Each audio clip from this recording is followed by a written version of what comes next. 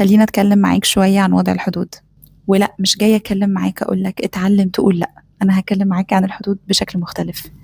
لو انت دلوقتي بتتناقش مع حد والحد ده بيعلي صوته عليك وبيتكلم باسلوب مش مقبول بالنسبة لك، وانت قلت له وطي صوتك، الاسلوب بتاعك ده مش مقبول، ما وطاش صوته وما غيرش طريقة كلامه، هتعمل ايه؟ ده اللي انا عايزة اتكلم معاك فيه.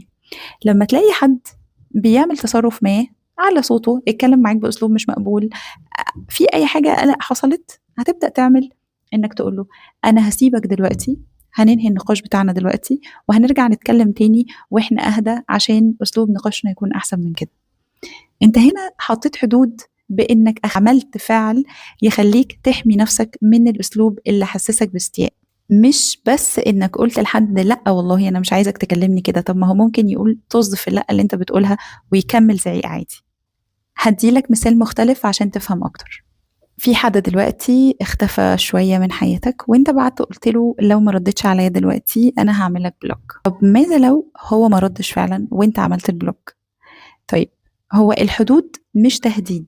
وضع الحدود مش انك تقعد تهدد في حد.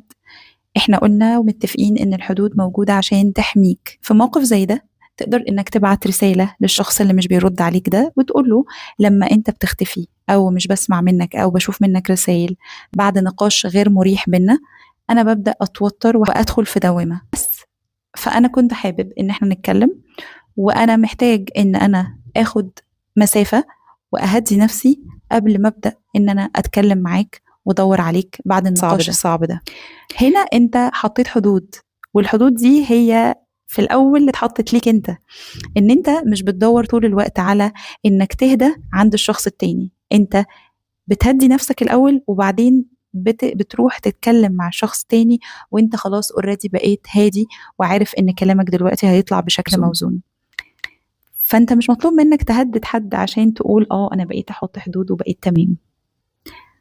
ثالث مثال عشان تفهم اكتر، الحدود استمرارية. يعني لو انت دلوقتي في علاقة مع صديق، مع شريك حياتك، مع اي شخص، وانت حاسس ان انت جيت على نفسك قوي قوي قوي قوي، ما ينفعش انك تروح من منتهى الصبر ومنتهى التسامح ومنتهى التفاني لفجأة هشد الفيشة وهقلب الترابيزة.